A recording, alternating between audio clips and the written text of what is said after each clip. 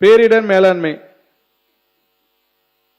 தேசிய பேரிடர் தணிப்பு நிதியிலிருந்து ஊக்க உதவி திட்டத்தின் கீழ் பல்வேறு வறட்சி திணிப்பு திட்டங்கள் 111 கோடி ரூபாய் செலவில் விருதுநகர், ராமநாதபுரம் மற்றும் சிவகங்கை மாவட்டங்களில் 28 வட்டாரங்களில் தேர்ந்தெடுக்கப்பட்ட 75 கிராமங்களில் செயல்படுத்த ஒன்றிய அரசு முதல் தவணையாக 50 கோடி ரூபாய் நிதியும் தமிழ்நாடு அரசு தனது பங்கு தொகையாக 5 கோடி ரூபாய் நிதியும் வழங்கியுள்ளன.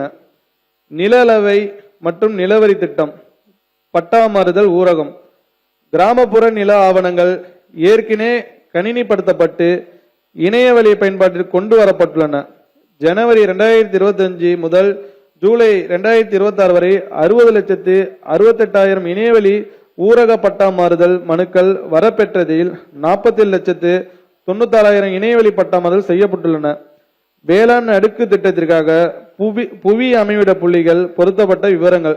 டிஜிட்டல் இந்தியா நில ஆவணங்களை நவீனமயமாக்கும் திட்டத்தின் கீழ் மொத்தமுள்ள 16,810 கிராம வரைபடங்களும் கணினிப்படுத்தப்பட்டு அவற்றில் வேளாண் அடுக்கு திட்டத்தின் புவி அமைவிட புள்ளிகள் பொருத்தப்பட்டுள்ளன. மேலும் கணினிப்படுத்தப்பட்ட புலப்படங்கள் வேளாண் அடுக்கு திட்டத்தின் கீழ் புவி அமைவிட புள்ளிகள் பொருத்தப்பட்ட கிராம வரைபடங்களும் ஒருங்கிணைக்கப்பட்டுள்ளன. இதுவரை 48,93,000 விவசாயிகளுக்கான அடையாள எண்களும் சுமார் 4,38,00,000 வேளாண் நிலங்களுக்கான அடையாள எண்களும் உருவாக்கப்பட்டுள்ளன. மாண்புமிகு பேரவைத் தலைவர் அவர்களே, கொடையலி செங்கோல் குடியோம்பல் 4 உடையானும் வேந்தருக்கு ஒளி. கொடை இரக்க குணம், நடுநிலை தவறாமல் ஆட்சி நடத்துதல், நலிந்த குடிமக்களை காத்தல் ஆகிய 4 பண்புகளை உடைய வேந்தருக்கெல்லாம் ஒளி விளக்காவான் என்ற திருவள்ளுவரின் வாக்கினுக்கு இணங்க நல்லாட்சி செய்து வரும் மாண்புமிகு தமிழ்நாடு முதலமைச்சர் அவர்கள் வரலாற்றை புரட்டி போட்டு வையத்தை வாய்ப்பிழக்க வைத்து 3 மாதங்களில் எய்திய சாதனைகளை நற்செயல்களை கண்டு கேட்டு வியப்பவர்கள்தான் அதிகம்.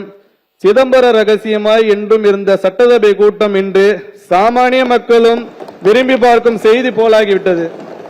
இவை எல்லாவற்றுக்கும் மகுடம் வைத்தாற்போல் தமிழ்நாட்டினை 2035-36 ஆண்டிற்குள் $1.5 டிரில்லியன் அமெரிக்க டாலர் பொருளாதாரமாக மாற்ற உறுதி பூண்டு அதற்கான தொலைநோக்கு திட்டத்தினையும் வகுக்க தந்துள்ளார் மாண்புமிகு முதலமைச்சர் அவர்கள். சீர்வளரும் மறைவளரும் திரள்வேந்தர் முடிவளரும் பேர் வளரும் வணிகருக்கு பெருநிதியம் மிக வளரும் ஏர் வளரும் திருவளரும் இசை வளரும் கடல் சூழ்ந்த பார் வளரும் காரலார் பயிர் வளரும் திறத்தாலே பெருமுகழ் படைத்த உழவர்களின் பயிர் வளர்க்கின்ற தன்மையாலே சீர்வளரும் சிறப்பு பொருந்திய மறைநூல்கள் வளர்ச்சி பெறும். வேந்தரின் மணிமகுடம் செழித்து ஓங்கும். பெருமைமிக்க வணிகர்களுக்கு பெருஞ்செல்வம் மிகுதியாக உண்டாகும்.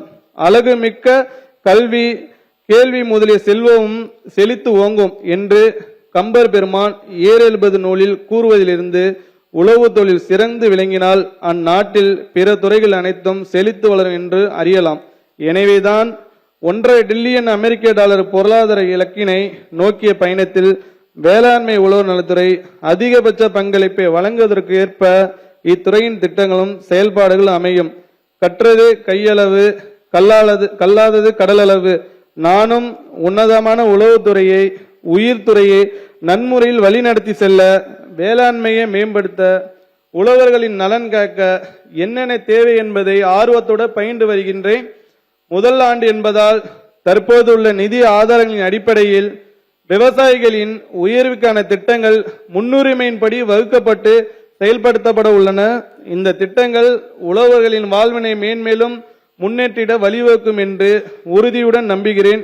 இனி வரும் ஆண்டுகளில் இன்னும் பல திட்டங்கள் தீட்டப்பட்டு பரவலான வேளாண் வளர்ச்சி எய்தப்படும் என்றும் இம்மாவட்டத்தில் தெரிவித்துக் கொள்கிறேன். நமது மாண்புமிகு முதலமைச்சர் அவர்கள் அடிக்கடி கூறுவது போல நல்லதே நடக்கும், நல்லதே நடக்கும், நல்லது மட்டுமே நடக்கும் என்று தொன்மை மிகுந்த வளம் நிறைந்த தமிழ்நாட்டில் வேளாண்மை நிதிநிலை அறிக்கையினை உழவர்களின் நிலையை உயர்த்திடும் நோக்கத்தில் பல்வேறு திட்டங்களுடன் உருவாக்கி இம்மாவட்டத்தில் சமர்த்திட எனக்கு உறுதுணையாக இருந்த தலைமைச் செயலாளர் முனைவர் எம் சாய்குமார் ஐஏஎஸ் அவர்களுக்கும், நிதித்துறை கூடுதல் தலைமைச் செயலர் திரு எம்.ஏ. சித்திக் ஐஏஎஸ் அவர்களுக்கும், வேளாண்மை உற்பத்தி ஆணையர் மற்றும் அரசு செயலாளர் முனைவர் சங்கர் ஐஏஎஸ் அவர்களுக்கும் மற்றும் அனைத்து துறை தலைவர்களுக்கும் எனது மனமார்ந்த நன்றிகளை தெரிவித்துக் கொள்கிறேன்.